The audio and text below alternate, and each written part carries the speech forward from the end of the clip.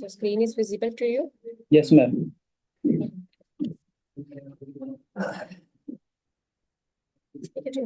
Variable और data type देखने के बाद अब हम आते हैं अपने कंट्रोल फ्लो स्ट्रक्चर पे कि आप अपने प्रोग्राम्स के अंदर लॉजिक कैसे फिट करते हैं। तो control flow structure basically Java में हम तीन टाइप से स्टार्ट करते हैं। एक होता है हमारे डिसीजन मेकिंग, सेकंड होते हैं लूप स्टेटमेंट और थर्ड जंप। ओके, तो डिसीजन मेकिंग स्टेटमेंट्स कब यूज करते हो? जब आप को दो कंडीशन दी हो और आप मतलब आपके पास कुछ कंडीशंस और आप चूज करना चाहते हो कि मे बी आप ये कंडीशन रन करना चाहते हो या फिर दूसरी कंडीशंस। आपके पास सपोज करो तीन चार conditions and you have to be decided that which condition should be executed. Okay, Yes. तो उस केसेस में हम क्या करते हैं, डिसीजन मेकिंग स्टेटमेंट्स को चूज करते हैं। और जावा के अंदर डिसीजन मेकिंग स्टेटमेंट्स कौन सी होती हैं?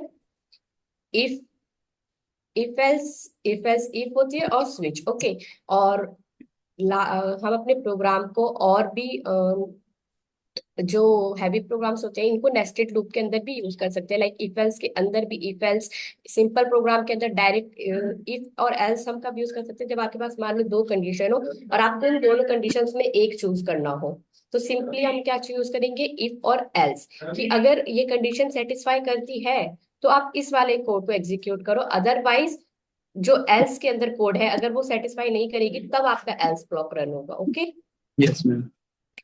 दूसरा है हमारा if else if. If else if जब यूज करते हैं, जब सपोज आपके पास दो नहीं मल्टीपल कंडीशंस है और आपको डिसाइड करना मुश्किल है कि कौन सी कंडीशंस एग्जीक्यूट हो सकती है, तो हम क्या करते हैं? इफ के अंदर एल्स इफ लगाकर उसके अंदर मल्टीपल जो अदर कंडीशंस है वो भी उसके अंदर पुट आउट करते जाते हैं, ताकि जो हमारा कंपाइलर जब प्रोग्राम को एग्जीक्यूट करे तो वो लाइन बाय लाइन जो भी कंडीशन मैच होगी वो सिर्फ उस ब्लॉक को एग्जीक्यूट करेगा, बाकी सारे को फिर वो इग्नोर करता चलेगा। Okay, Yes. तो एंड उसी की तरह उसके बाद एक हमारा स्विच स्टेटमेंट होता है। स्विच स्टेटमेंट में क्या करते हैं हम कि वहां पे suppose you have multiple cases to check it. Okay, तो इफ एल्स लिखना बहुत ही नेस्टेड हो जाएगा, कई बार ये प्रोग्राम समझने में भी दिक्कत हो जाती है। तो उस केस में हम क्या करते हैं कि हम कुछ केसेस लेते हैं उनको वेरिएबल के रूप में डिफाइन करके और सिंपली उस वेरिएबल को केस के अंदर पुट करके हम अपना स्विच लूप चला लेते हैं, जो कि इफ एल्स के कंपैरिजन में ज्यादा इजी मॉडिफायर हमें प्रोवाइड करता है। ओके, तो हम इन सब का प्रोग्राम एक एक करके देखेंगे। पहले हम थोड़ा सा थ्योरेटिकल डिस्कशन कर लेते हैं। ओके, जी मैम। सो डिसीजन मेकिंग की नॉर्मल थ्योरी पता चल गई। दूसरा होता है हमारे लूप स्टेटमेंट्स।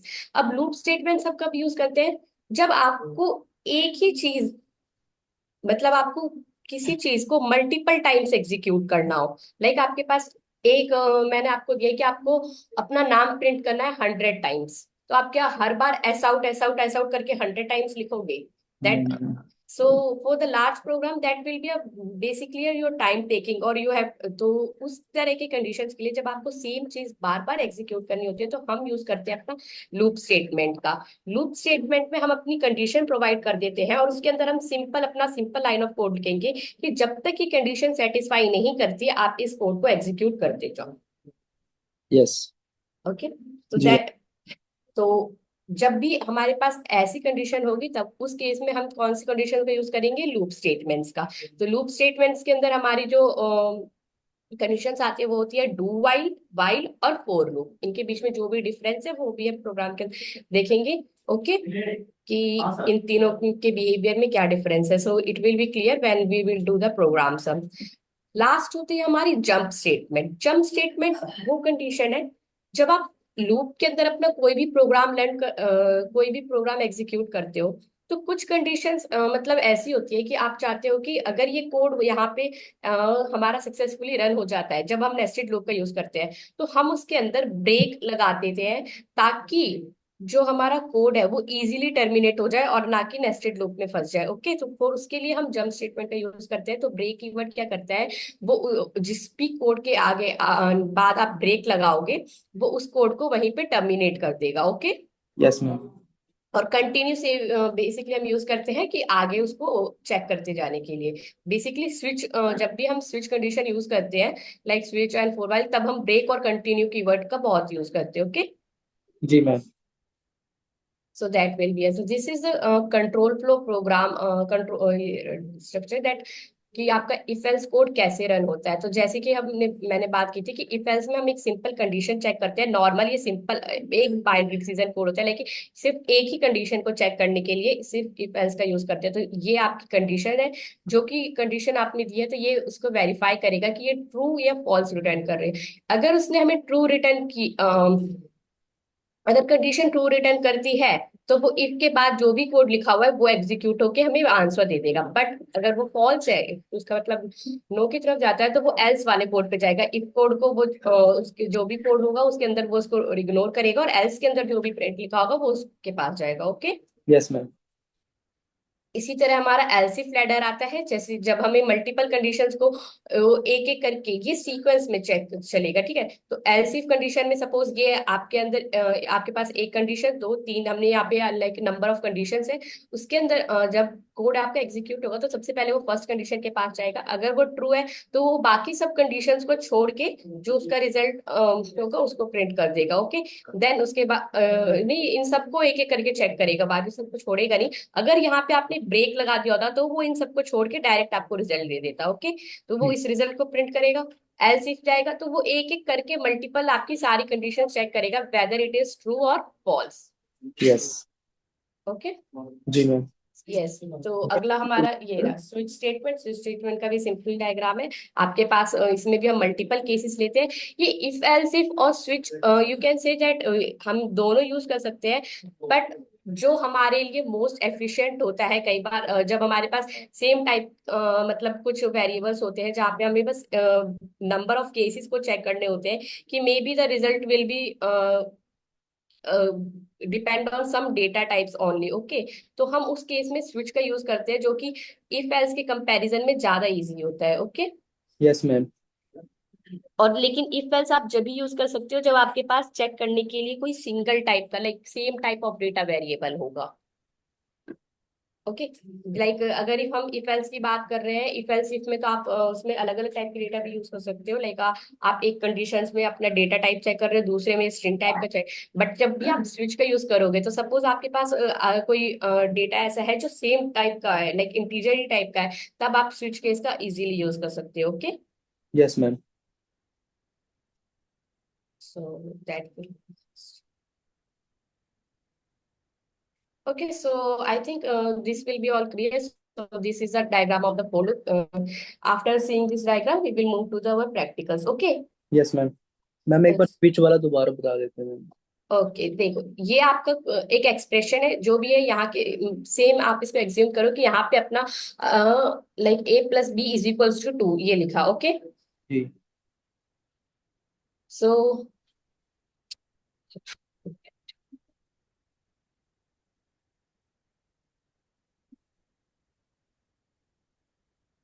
यहाँ पे आपने कोई भी एक्सप्रेशन दे दिया। ओके।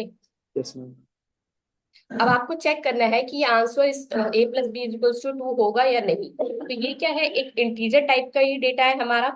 जी मैम। यहाँ पे कोई स्ट्रिंग कोई कैरेक्टर ये तो इस पे डिपेंड नहीं करता। तो ये तो a प्लस बी 2 को किस तरह से चेक करेगा सपो, और आपके पास आपको नहीं पता कि यहाँ पे कौन से मतलब नंबर्स है। तो आपको केसेस में चेक करना है। आप सपोज इनके पास कुछ यहाँ पे नंबर्स पास करोगे लाइक 2 + 3, यहाँ पे 4 + 5। ठीक है, आपके पास ऐसी मल्टीपल कंडीशन है 1 + 1, जो कि आपको रिजल्ट रिटर्न करके दे रही है कुछ। ठीक है, इनका सम रिटर्न करके दे रही है। Four yes. Plus one 5। Okay. 6। तो आप क्या करोगे, सिर्फ ये जो जो इसका सम रिटर्न कर रहा है उस वेरिएबल को यहाँ पे स्टोर करोगे, और उसको उस सम को आप चेक करते जाओगे कि क्या ये इस 2 से मैच कर रहा है। तो केस 1 हो गया आपका जिसके पास 5 वैल्यू है, केस 2 हो गया जिसके पास सॉरी केस 1 हो गया जिसके पास 3 वैल्यू है, केस 2 हो गया जिसके पास वैल्यू नंबर 5 है, और केस 3 हो गया जिसके पास वैल्यू नंबर 2 है। तो वो सिर्फ आपको पूरे कोड को ना चेक करके बस इस वेरिएबल और सम को चेक करता जाएगा। ठीक है, जो डिजायर्ड आउटपुट है आपका और जो इसका सम है वो जी इन मैम। दोनों को चेक करता जाएगा कि इसमें से कौन सा ट्रू है। तो ये जो एक्सप्रेशन है, इस एक्सप्रेशन को आप पहले ही डिक्लेयर कर सकते हो, और सिंपली आप इस वेरिएबल को और इस वेरिएबल को स्टोर करके इनके बीच में अपनी कंडीशन को चेक कर सकते हो। ठीक है। जी। Yes ma'am. So I hope it will be clear. Yes ma'am. Okay. So let's move to the next.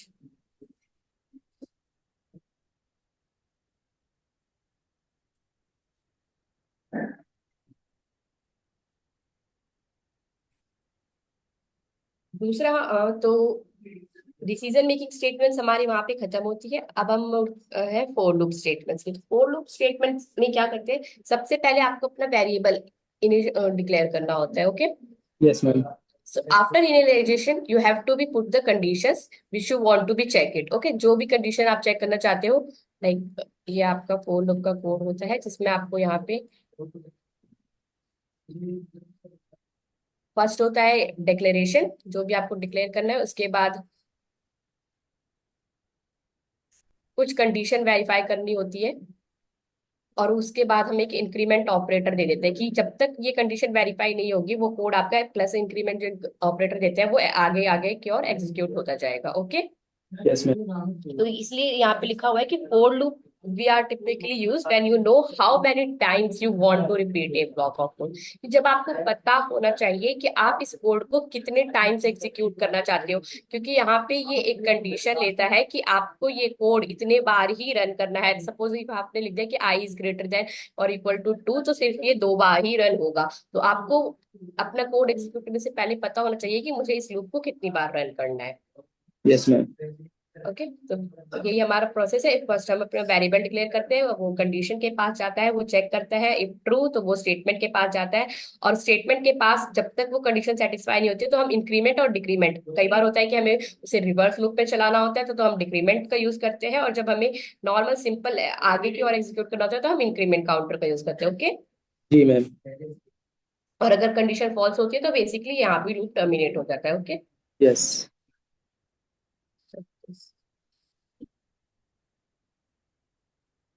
Next है हमारा वाइल लूप। अब वाइल लूप, फोर लूप में तो आपको पता होता है मल्टीपल टाइम की कंडीशंस किस मतलब आपको पता होना चाहिए कि आपको कितने टाइम उस कोड को एग्जीक्यूट करना होता है। बट वाइल लूप में क्या होता है कि आपको एक कंडीशन नहीं पता, आपको ये नहीं पता कि इस कोड को मुझे कितने टाइम एग्जीक्यूट करना है। आप बस चाहते हो कि जब तक ये ट्रू हो, लाइक आपको उसका टाइम नहीं पता, तब तक आपका कोड रन करता जाए, रन करता जाए।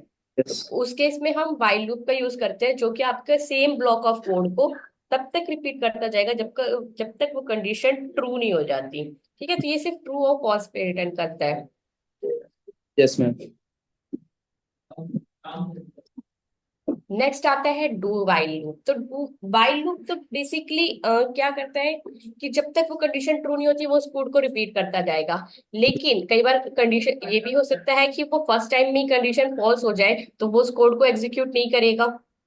Yes ma'am. और हम चाहते हैं कि कई बार होता है कि हम चाहते हैं कि एक बार वो उस कोड को ट्राई करें, तो हम क्या करते हैं, डू के अंदर अपना वो कोड लिखते हैं कि जो हम चाहते हैं कि पहले वो इसको एग्जीक्यूट करे, एटलीस्ट चाहे हमारा वाइल लूप रन हो या ना हो। तो जो भी कोड आपने डू के अंदर लिखा होगा डू ब्लॉक में, तो वो एक बार आपका एटलीस्ट रन होगा, वेदर आपका जो वाइल कंडीशन लूप है उसके अंदर आपकी कंडीशन ट्रू हो रही है या फॉल्स हो रही है, उससे उससे कोई मतलब नहीं। ओके, तो जो आप, क्योंकि डू वाइल लाइफ लूप जब हम यूज करते हैं तो पहले हमारा डू होता है, उसके बाद हम वाइल लिखते हैं, डू के अंदर हम कुछ कंडीशन देते हैं। तो इसके अंदर जो भी कोड लिखा होगा वो एटलीस्ट एक बार तो एग्जीक्यूट होगा, चाहे आपकी वाइल के अंदर कंडीशन वो फॉल्स भी क्यों ना हो। ओके, जी जी यस मैम। अब आता है हमारा ब्रेक लूप। तो ब्रेक लूप सिंपली जैसे कि जब हम इफ एल्स और के स्विच केसेस का यूज करते हैं तो उसमें हो सकता है कि कई बार हमारे पास कंडीशन ऐसी होती है कि आपको फर्स्ट केसेस में ही आपका आंसर मिल गया हो कि ये ट्रू है, और आपको बाकी केस चेक करने की जरूरत नहीं है। यस। तो तो हम क्या करते हैं उस केस में, यस, ब्रेक लूप का यूज करते हैं कि अगर उसको उस फर्स्ट में ही आंसर मिल गया है तो वहीं पे वो उस लूप को ब्रेक कर दे, कोड को, उसको आगे चेक करने की जरूरत नहीं है और सिंपली अपना रिजल्ट दे दे। Yes ma'am. ओके, तो बेसिकली ज्यादातर ब्रेक कोड का हम यूज स्विच के साथ यूज करते हैं, क्योंकि वहां पे हम मल्टीपल केसेस चेक करते हैं। तो अगर आपकी कंडीशन फर्स्ट केस में सेटिस्फाई होती है तो आप वहां ब्रेक लगा, मतलब हम हर केस पे ब्रेक लगा के चलते हैं कि जिस भी कंडीशन पे आपका कोड एग्जीक्यूट होता है वो उसको वहीं पे ब्रेक कर दे। और यस। कंटिन्यू भी कंटिन्यूसली यूज करते हैं कि अगर कंडीशन मैच नहीं होती तो उसको आगे की और अपना कोड एग्जीक्यूट करना चाहिए। Okay, that yes. Will be the your last. Okay. जी तो आई थिंक थ्योरेटिकल आपको एक नॉर्मल, अगर आप इंग्लिश स्टेटमेंट की तरह समझो तो ब्रेक, कंटिन्यू, इफ एल्स और फोर, इनका क्या मतलब और हम किस लिए यूज करते हैं वो आपको क्लियर हो चुका होगा। जी मैम। तो अब हम बढ़ते हैं अपने एक प्रोग्राम की तरफ। Okay. Yes.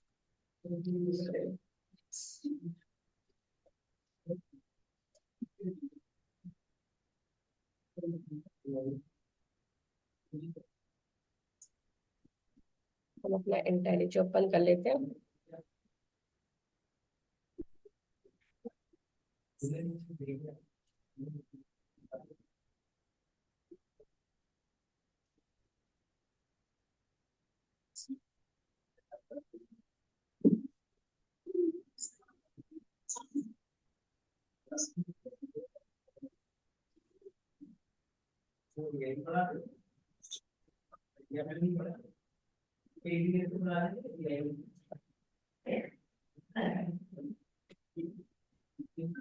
Okay, so it will take us some time. Just wait for 2 minutes. Okay.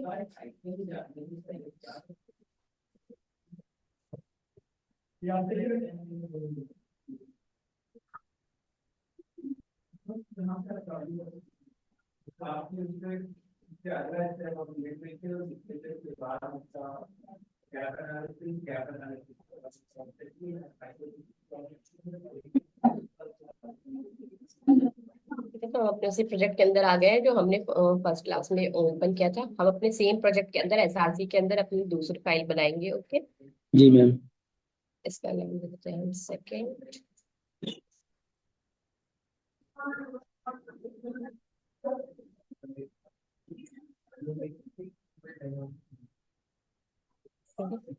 तो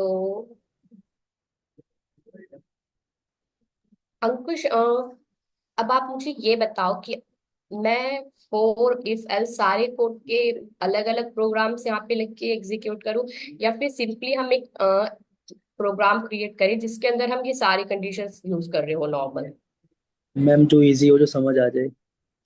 ओके, चलो एक ही करके हम सारे कोड को पहले देखते हैं, उसके बाद हम इनका एक मिक्स वर्जन यूज करेंगे। ओके। जी मैम। तो सबसे पहले सपोज हम चेक कर रहे हैं कि आपके पास दो नंबर्स है और आपको उसमें से आइडेंटिफाई करना है कि कौन सा नंबर ग्रेटेस्ट है, तो उसमें कौन सी कंडीशन यूज होगी। वो else, if else sorry. Yes, so क्योंकि you have to just two numbers, आपको उसी दो नंबर्स में से डिसाइड करना है कि कौन सा कंडीशन एग्जीक्यूट हो सकती है, तो आप सिंपली, तो यहाँ पे हम क्या कर रहे हैं कि जो नंबर है वो भी हम यूजर से लेंगे। ओके, जो कि हमने पिछली क्लास में बताया था कि यूजर से नंबर इनपुट लेने के लिए हमें किस क्लास का यूज करना होता है, SC dot scanner. Scanner. Scanner, हाँ जी, स्कैनर डॉट। ओके, सो स्कैनर को पहले हम डिक्लेयर कर देते हैं।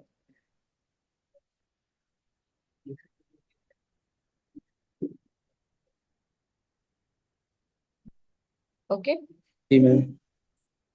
अब अभी यहाँ पे सिर्फ हमने डिक्लेयर किया है, ये कोड अभी कुछ एग्जीक्यूट नहीं होगा, यहाँ पे सिर्फ हमने स्कैनर क्लास को डिक्लेयर किया है। अब इसके बाद हम एक एस आउट स्टेटमेंट देंगे।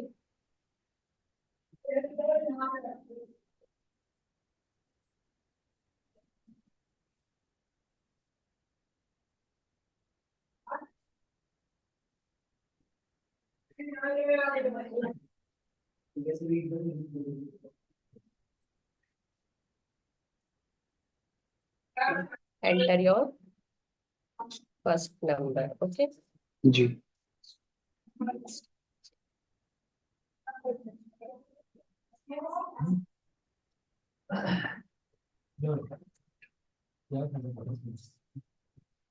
इसके बाद हम अपना वेरिएबल डिक्लेयर करेंगे, इंट ए इक्वल्स टू,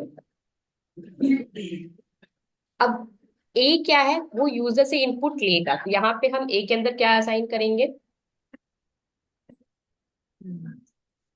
ए आपका एक डेटा टाइप है जो कि क्या है, आपसे इंटीजर टाइप का एक इनपुट मांगेगा।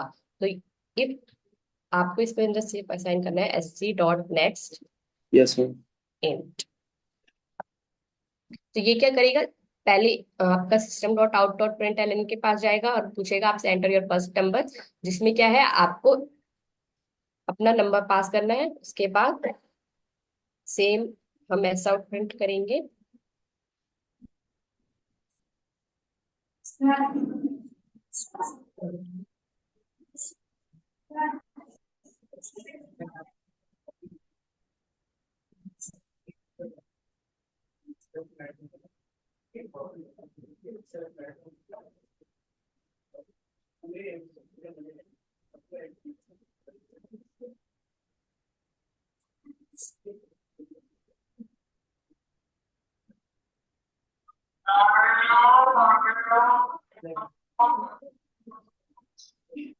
ये हमारा दूसरा कंप्यूट क्लियर हो गया। अब हम अपनी इसके अंदर कंडीशंस लिखेंगे इफ, जिसमें से हमें क्या चेक करना है, if A is greater then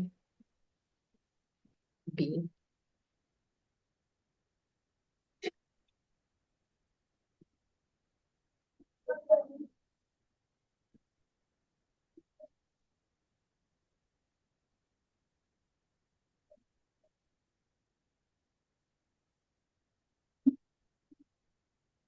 ये तो आइडेंटिफाई क्यों नहीं कर रहा?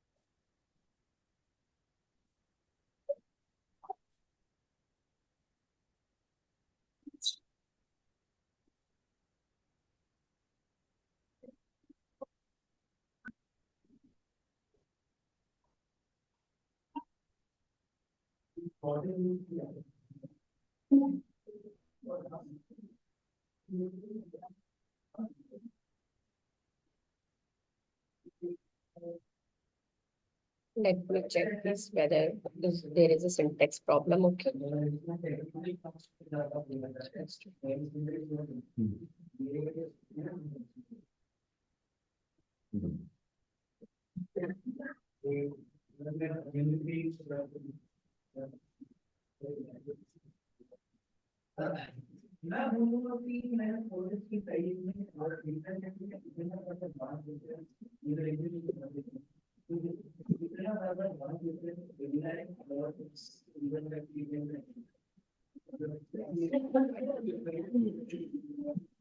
That is right. Maybe the compiler will be slow.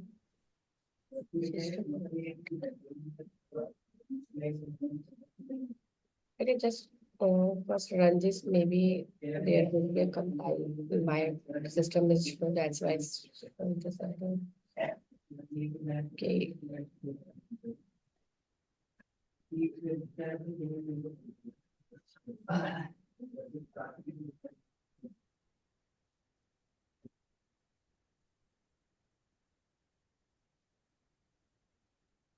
या ओके, सो आपको पता चली इसके अंदर क्या दिक्कत थी?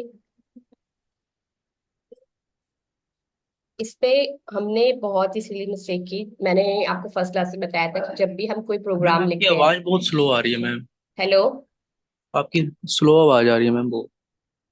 ओके, सो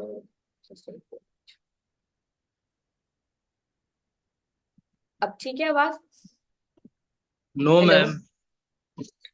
आई थिंक अंकुश, आपके साइड से नेटवर्क प्रॉब्लम होगा, बिकॉज आवाज का तो मुझे कोई सीन नहीं आ रहा, क्योंकि तुम्हारी आवाज तो क्लियर आ रही है। आप अभी घर पे हो या बाहर? यस, यस, अब आ रही है मैम। ओके, अब ठीक है ना? मे बी वो नेटवर्क इशू हो सकता है। ठीक है, तो इस प्रोग्राम में हमने सबसे बड़ी गलती क्या की? मेन।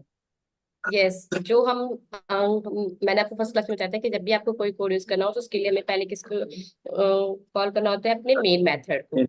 विदाउट मेन मेथड आपका कोड नहीं चलेगा। Yes ma'am. तो आप अपने कोड को सिंपली यहाँ डाल। अब ये परफेक्टली फाइन है।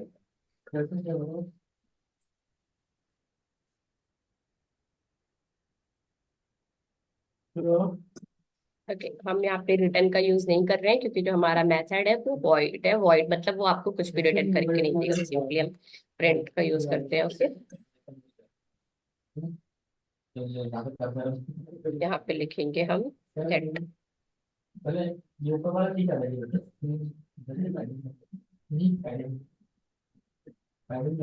Greater than and equal to का यूज किया है हमने कि इफ अगर आपका जो बी नंबर है, बी के पास जो भी नंबर है वो ए की या तो इक्वल है या फिर ए से बड़ा है, तो वो क्या है, आपको ए रिटर्न कर देगा। Okay, yes ma'am. चलो इक्वल का यूज नहीं करते क्योंकि हमें सिर्फ बड़ा नंबर चाहिए। तो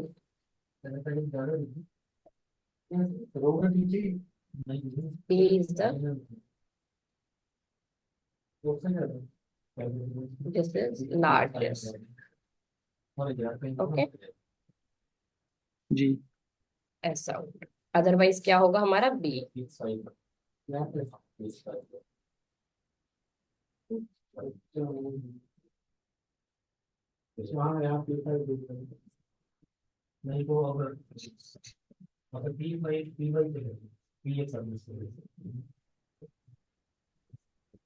अब आप इसको सिंपली एग्जीक्यूट करेंगे।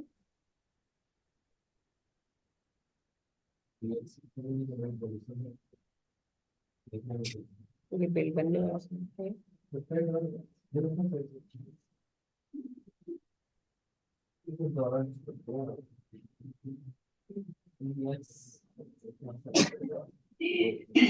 ठीक है, तो सबसे पहले आपकी कौन सी लाइन यूज हुई, आपकी सिस्टम डॉट आउट डॉट वाली। Yes ma'am. ये से हम आप कोई सा भी नंबर देंगे, फर्स्ट नंबर 87। ओके, जी। सेकंड नंबर ले लिया हमने 45। कैसे it will say that 87 is largest. Okay, जी। Yes ma'am. So this is perfectly work. Ma'am ये तो एक यस, ग्रेटर ग्रेटर देन और उसका मतलब कैसे हुआ ये? Greater than and equal to का अगर आप चेक करते तो हो सकता है कि आपका जो नंबर है ए और बी वो दोनों इक्वल हो, पर यहाँ पे तो हमें सिर्फ ग्रेटेस्ट चाहिए था, हमें इक्वल कंडीशंस तो चेक नहीं करनी ना। जी। Yes ma'am. हाँ जी। ओके, तो मे भी हो सकता था कि वो इसके इक्वल भी हो, तो यहाँ पे आपको प्रिंट करवाना होगा फिर उसके लिए अलग से कि B is equal to A. Okay, तो यस। इक्वल वाला, हाँ, इक्वल वाली जो कंडीशंस है, greater than and equal to, ये हम जब ऑपरेटर्स पढ़ेंगे तो उसके अंदर एक्सप्लेन करूंगी कि कब आपको ग्रेटर का यूज करना होता है, कब greater than and equal to का यूज करना होता है। Okay, yes ma'am.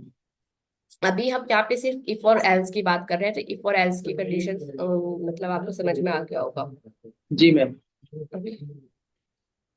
तो टाइम को देखते हुए मैं अगला जो प्रोग्राम करवा रही हूँ जिसमें हम एक कैलकुलेटर बनाएंगे नॉर्मल सा, जो कि क्या करेगा, यूजर से इनपुट लेगा और यूजर से ही वो प्रोग्राम कैरेक्टर पूछेगा कि आप प्लस करना चाहते हो, एडिशन करना चाहते हो, जो भी है, जिसके अंदर हम अपना इफ एल्स स्विच और व्हाइल लूप मतलब यूज करेंगे। Okay, yes ma'am. तो क्योंकि आई थिंक चीजें अब आपकी क्लियर है, मैं इसको कनेक्ट करती हूँ और इस पूरे कोड को कनेक्ट करते हैं।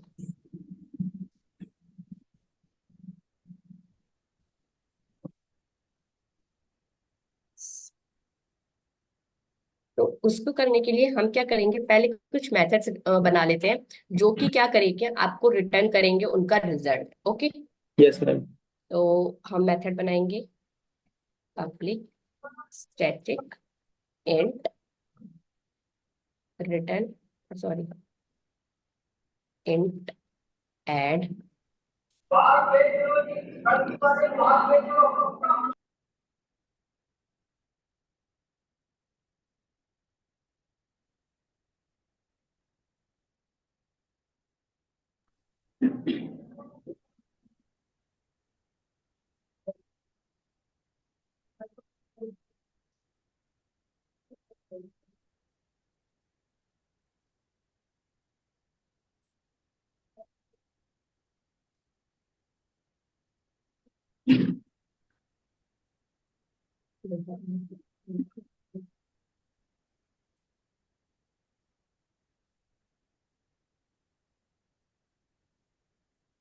ओके।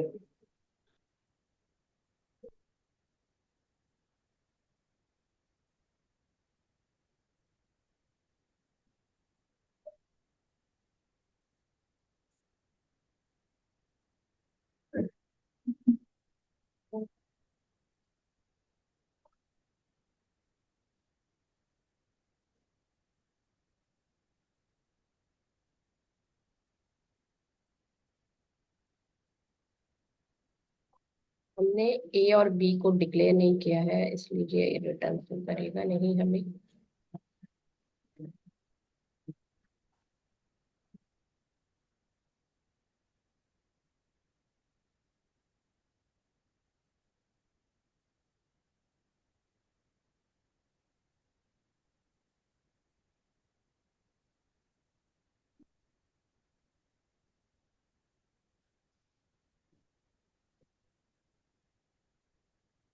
रिटर्न करने नहीं चलता है।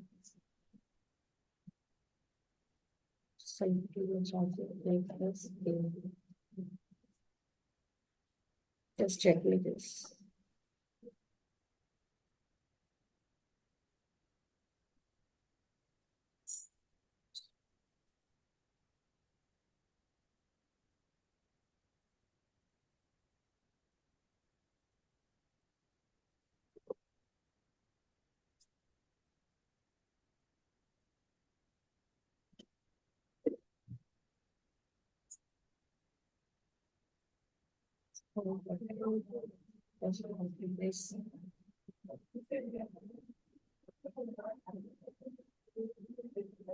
इसके बाद आप एक्सप्लेन करिए, अगर इस पे भी एरर होगा तो हम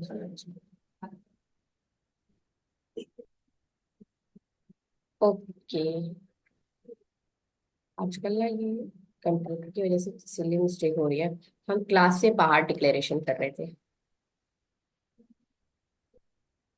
ठीक है, तो ये समटाइम्स छोटी छोटी मिस्टेक हो जाती है, आप बता सकते हो कि अगर आपको पता चल रहा है तो। ठीक है, जी मैम। तो हमें सिंपली कुछ नहीं करना, हम यहाँ पे अपना एक मेथड बना रहे हैं, ऐड।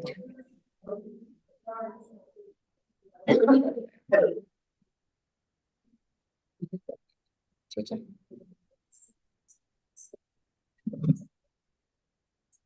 यहाँ पे मैंने ऐड, मल्टीप्लाई, सब्ट्रैक्शन और डिवाइड, ये चार मेथड बनाए हैं। ठीक है, जो कि आपका कैलकुलेटर परफॉर्म करेगा। ठीक है, यस मैम।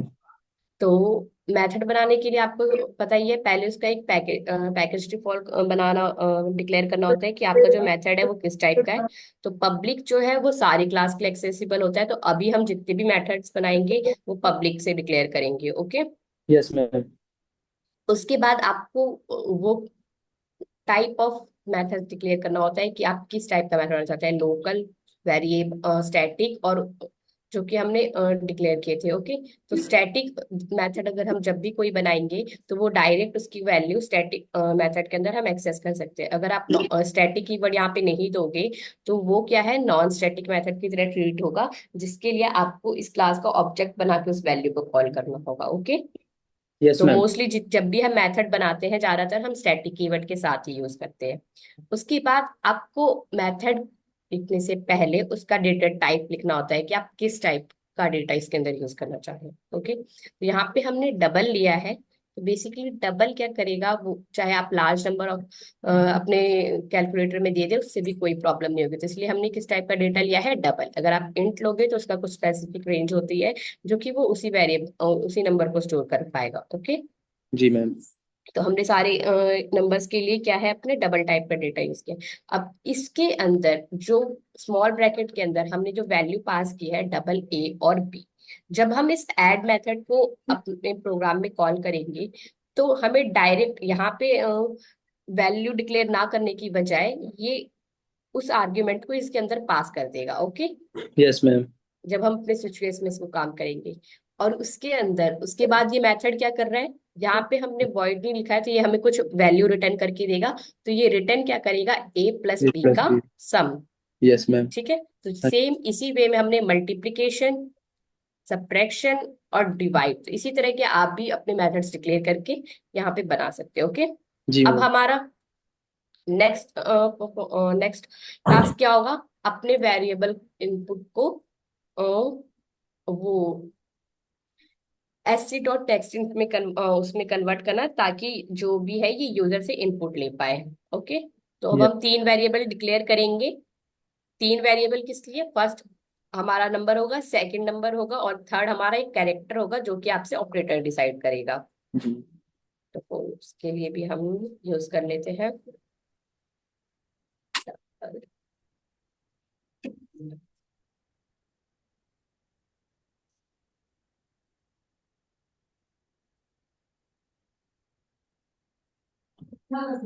ओके, इसी तरह हमारा हो गया double num2 equal to SC dot next. Okay, जब हम डबल यूज कर रहे हैं तो हमारे लिए उसका ये भी डबल होगा। ओके, यस, ये हाँ जी। गलत। नेक्स्ट, यस, हाँ और जी। सेम इसी वे में हम ले लेंगे कैरेक्टर, कि जो हमारा ऑपरेटर होगा वो एक कैरेक्टर टाइप का होगा। S C dot next simple.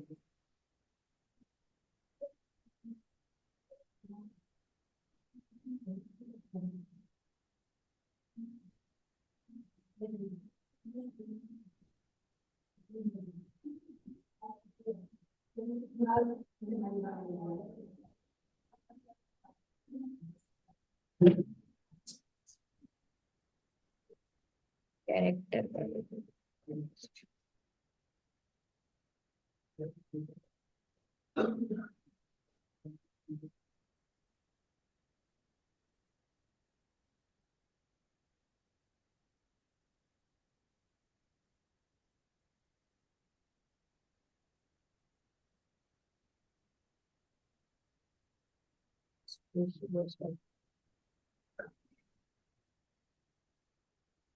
let me check the sentences.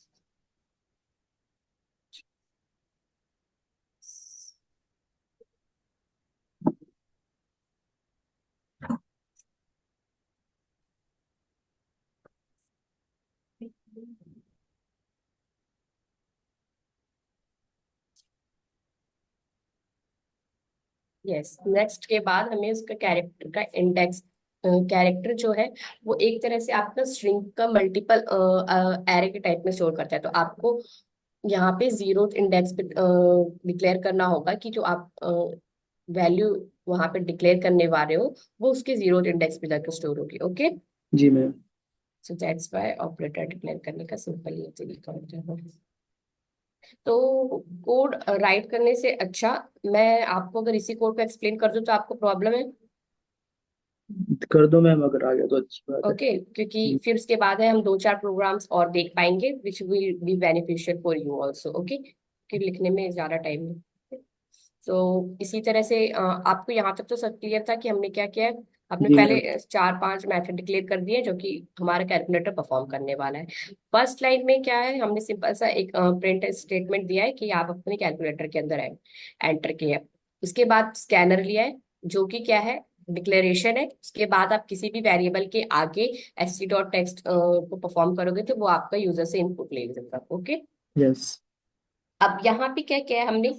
पहले अपने सारे वेरिएबल को डिक्लेयर किया है, सिर्फ उसको हमने इनिशियलाइज, मतलब जो भी है सिर्फ इनिशियलाइज कर दिया, डिक्लेयर नहीं किया है, इसके अंदर वैल्यू नहीं असाइन किया। ठीक है, num1 num2 ये दोनों सेम टाइप का डेटा ले रहे हैं, इसलिए हम इसको सिंगल लाइन में भी डिक्लेयर कर सकते हैं अलग अलग लाइन में करने की जगह। जी। थर्ड आपका कैरेक्टर टाइप का ऑपरेटर है, इसलिए हमने इसको नेक्स्ट लाइन में किया है। Okay, yes. सो उसके बाद हमने क्या क्या किया है? यहाँ पे वाइल कंडीशन का यूज किया है। वाइल कंडीशन क्या करेगी कि जो भी आपने के अंदर अपना कोड लिखा है वो जब तक ट्रू रिटर्न करेगा आपको, तब तक ये प्रोग्राम आपका कैलकुलेटर चलता जाएगा। जी। Okay, yes ma'am. तो उस तो अब हम क्या करेंगे कि जब आप कैलकुलेटर के अंटर करोगे तो सबसे पहले आपको क्या चाहिए होगा? आपको दो नंबर चाहिए होंगे जिनका सम आप परफॉर्म कर सको। तो पहले हमने एक सिस्टम आउट डॉट प्रिंटलन दिया है ताकि यूजर को पता चले कि आपको पहले अपना फर्स्ट नंबर डालना है, उसके बाद आपको अपने वेरिएबल को डिक्लेयर करना है यूजर से इनपुट लेने के लिए। क्योंकि अगर आप इसको पहले डिक्लेयर कर दोगे तो आपकी ये लाइन पहले एग्जीक्यूट हो जाएगी, उसके बाद आपका ऐसा आउट चलेगा। यस। सेम इसी वे में नंबर ले लिया। अब आप इसको चाहे कैसे भी परफॉर्म करो, चाहे आप अपना सेकंड वेरिएबल पहले लो उसके बाद ऑपरेटर लो, उससे कोई प्रॉब्लम नहीं होती है, वो आप पे डिपेंड करता है। नव फर्स्ट कैरेक्टर लेने के बाद हमने क्या किया, यूजर से ऑपरेटर डिसाइड करवाया है कि आप क्या करना चाहते हो।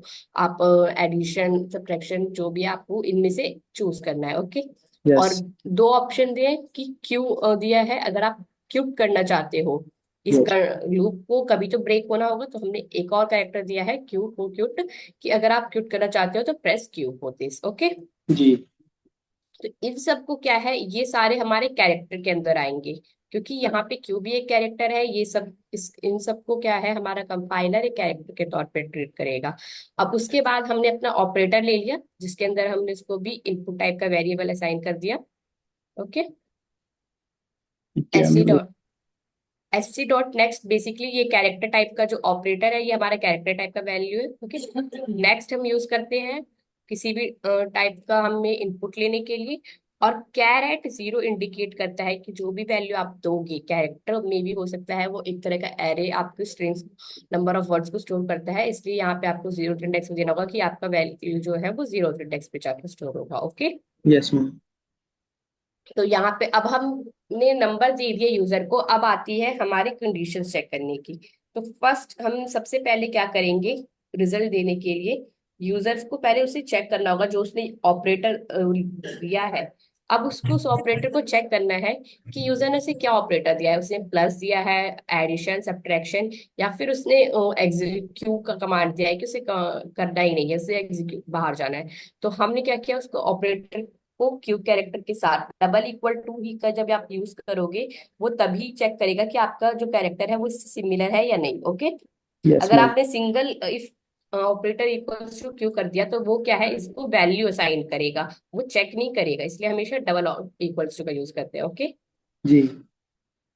तो जब आपका यूजर इनपुट क्यू से मैच करेगा तो वो क्या है, इस कोड को यहीं पे ब्रेक कर देगा, और उसके बाद इस कोड को वो बाकी को चेक नहीं करेगा, और सिंपली वो दे देगा कि आप जो है आप सिस्टम से बाहर आ चुके हो। जैसे ये कोड ब्रेक होगा, इसके बाद ये वाला कोड प्रिंट होगा, ओके।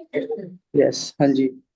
अब हम आते हैं, लाइक इफ अगर आपकी ये कंडीशन सेटिस्फाई होती है तो ये आपको दे देगा कि एग्जिट कर गए आप, ब्रेक कर दिया उसने लूप को, उसको आगे जाने की जरूरत नहीं है, ये कोड यहीं पे फिनिश हो गया। अगर लेकिन ये इससे वेरीफाई नहीं होगा, अगर आपका कैरेक्टर क्यों नहीं है, तो ये इस कोड को छोड़ के नेक्स्ट लाइन पे आएगा, जो कि आपसे पूछेगा second number, yes ma'am. Okay. तो सेकंड नंबर के लिए हमने सेम उसी तरह से इनपुट दिया। उसके बाद अब हम क्या कर रहे हैं, अपने ऑपरेटर, यहाँ पे ऑपरेटर हमारा सेम है, बस हमें इसकी वैल्यू चेक करनी है कि कब ये कब कब चेंज हो रही है।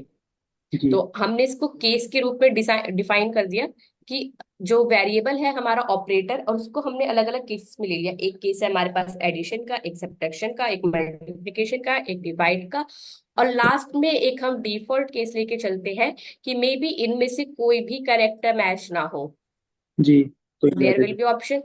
तो फॉर द डिफॉल्ट की अगर कोई भी कंडीशन सेटिस्फाई नहीं करती तो आपने सिंपल दे दिया that you have to enter the invalid input, yes. Okay. हाँ जी। केस अंदर वही है, सिंपली एक केस असाइन करने के लिए पहले आपको केस लिखना होता है स्मॉल केस में, और जो आपका कैरेक्टर है वो स्ट्रिंग टाइप पे होता है, तो आप सिंगल कोट के अंदर अपना वेरिएबल डिक्लेयर करोगे, ओके। जी मैम। उसके बाद आपको अगर एडिशन है तो सिंपली वो क्या रिटर्न करेगा, आपको ऐड करेगा, और नम 1 और num 2 जो है यस। आपसे वैल्यू ले रहे हैं, वो वैल्यूज उसके अंदर पास करेगा इस आर्ग्यूमेंट्स को। वो जब वो ऐड कॉल होगा तो वो इस वाले मेथड के पास जाएगा, और यहाँ से वो रिटर्न करके देगा आपको A+B का रिजल्ट। जी। तो सेम इसी वे में एडिशन सब्ट्रैक्शन मल्टीप्लिकेशन डिवाइड हमने चारों मेथड कर लिए, ओके। यस अब मैम। हम यस अब हम इस कोड को मैं आपको इसको एग्जीक्यूट करके दिखाती हूँ।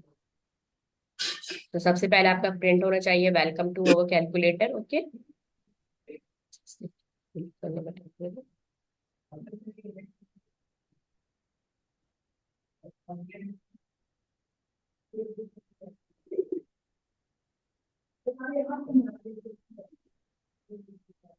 taking some time to build it.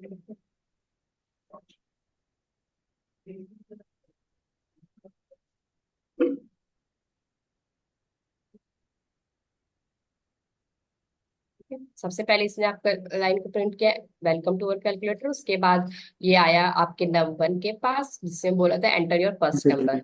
Yes ma'am. तो यहाँ पे हम अपना कोई भी नंबर देंगे। ठीक। उसके बाद जैसे कि हमने कहा था, ये आपसे ऑपरेटर चूज करवाएगा, तो आप चाहो तो कोई सा भी ऑपरेटर चूज कर सकते हैं। लाइक हमने यूज चूज किया माइनस। Yes ma'am. ठीक है।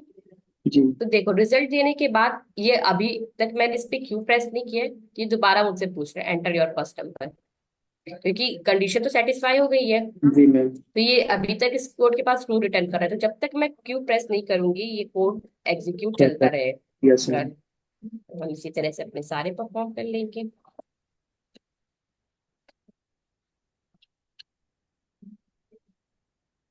अब ये देखो यहाँ पे जो मैंने कैरेक्टर दिया है वो इससे मैच नहीं होगा, तो ये क्या रिटर्न करेगा।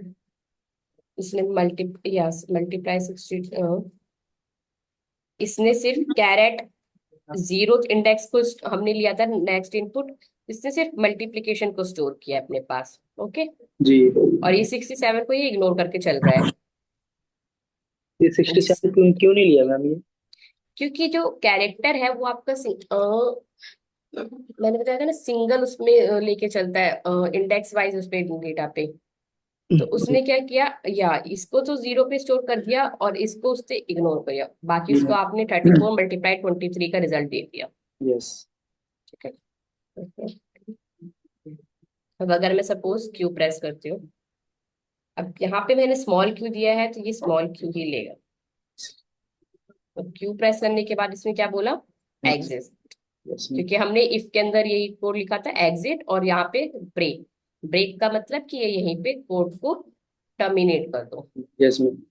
ओके। तो आई होप ये क्लियर होगा। ये इनवैलिड इनपुट कब आएगा मैम इसमें? इनवैलिड इनपुट जब आपका ऑपरेटर मैच नहीं करेगा। सपोज दोबारा से इसको हम रीरन करते हैं। जब आप ऐसा ऑपरेटर दोगे जो कि इनमें से मैच नहीं करेगा। यस हाँ जी। लाइक जैसे 64, परसेंटेज। 45।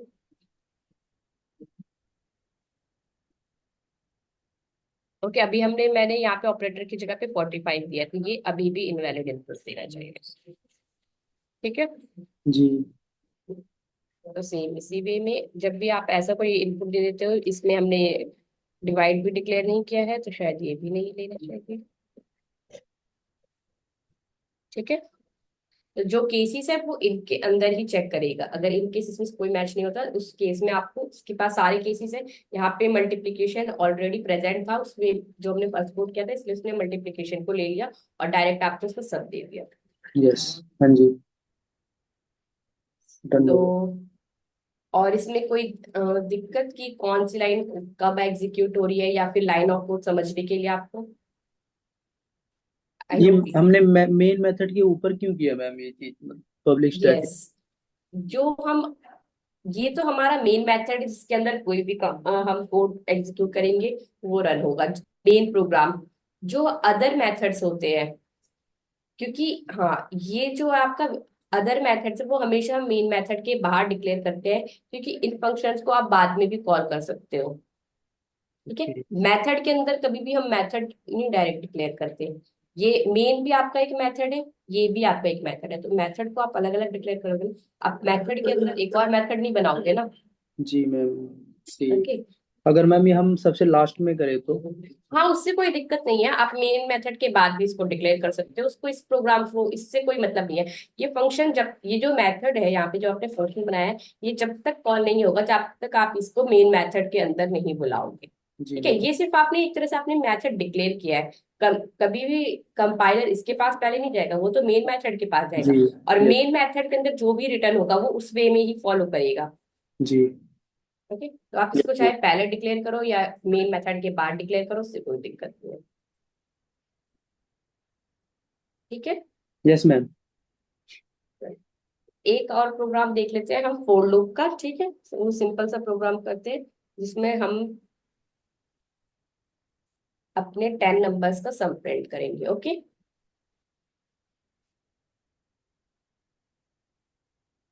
क्योंकि हमने वाइल, इफ एल्स और ये सारे प्रोग्राम्स तो देख लिए, एक प्रोग्राम हम करते हैं जिसमें हम अपना फोर लूप यूज करेंगे।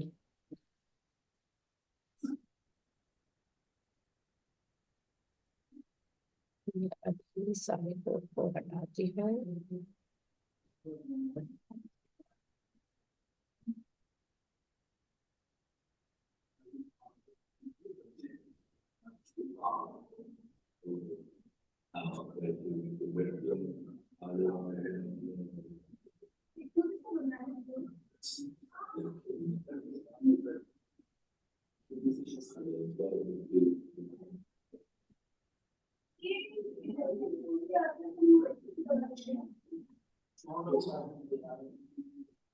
0 आई इज, हमें इसकी भी कोई दिक्कत है नहीं। हमें कितने 10 नंबर्स का हम रिजल्ट लेना चाहते हैं, इसका मतलब कि वो 10 बार यूजर से इनपुट लेगा, तो यहाँ पे हम ले देंगे I is greater than and equal to 10। 10। Yes. Plus plus.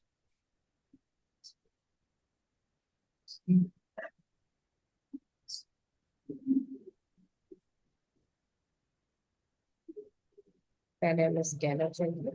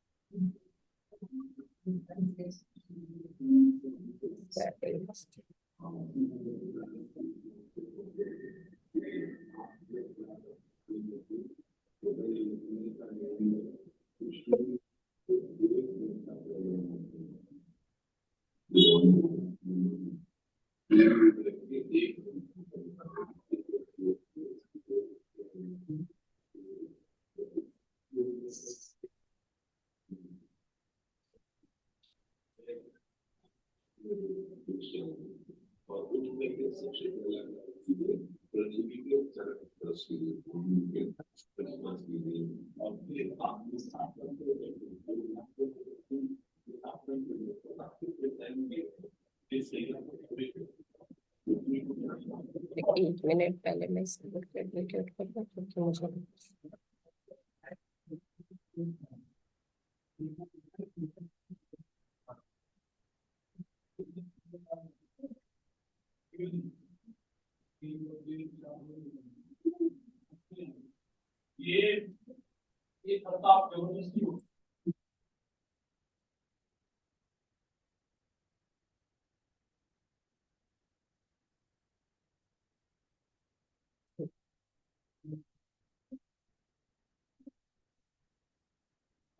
हाँ।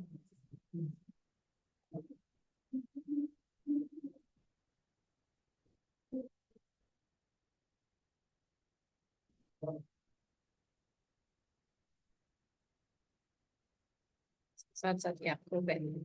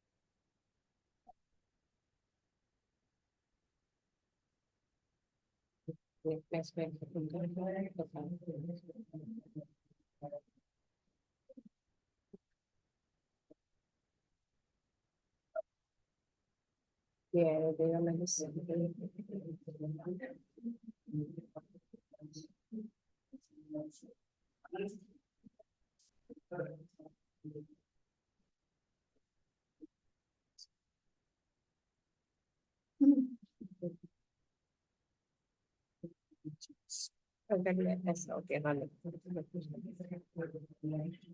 मैं एक बार इसको पहले रन कर देती हूँ, उसके बाद आपको फटाफट एक्सप्लेन करती हूँ, ठीक है? मैं बस 2 मिनट।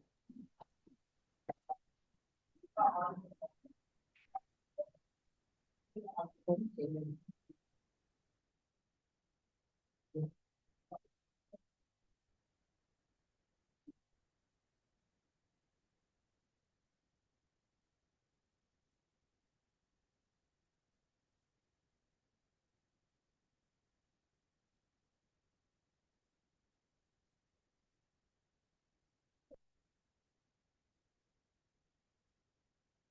ओके, जो नेक्स्ट प्लस एडिशन वाला, अभी इसने सिर्फ 10 वेरिएबल्स दिए हैं। जो सम करेगा रिजल्ट, उसको हम नेक्स्ट क्लास में प्रिंट करते हैं, ठीक है? अभी हमारे पास टाइम कम है। Yes ma'am. ओके। जी। तो यहाँ पे मैंने आई को डिक्लेयर किया था सिंपली आपकी वैल्यू जानने के लिए कि कौन सा इंडेक्स पे आप कौन सी वैल्यू प्रिंट हो रही है, लाइक 0 पे 1 आया, 1 पे 2, 3 पे 4, ठीक है? जी तो मैम। नेक्स्ट क्लास में हम 4 के, हमारे पास और भी एडवांस वर्जन होते हैं, 4 ईच, 4 आइटरेटिव और नेस्टेड फॉर लूप, उसको हम डिटेल में डिस्कस करेंगे। Okay okay. मैम। जी। तो नेक्स्ट कुछ नहीं, लास्ट आपका असाइनमेंट यही है, आपको एक नॉर्मल कैलकुलेटर डिजाइन करना है जिसमें आपको जो मैंने ऑपरेटर्स यूज नहीं किए थे वो ऑपरेटर यूज करके उसको प्रोग्राम बनाना है, ठीक है? Yes ma'am. ठीक है, तो that's simple. Any other doubt? No ma'am.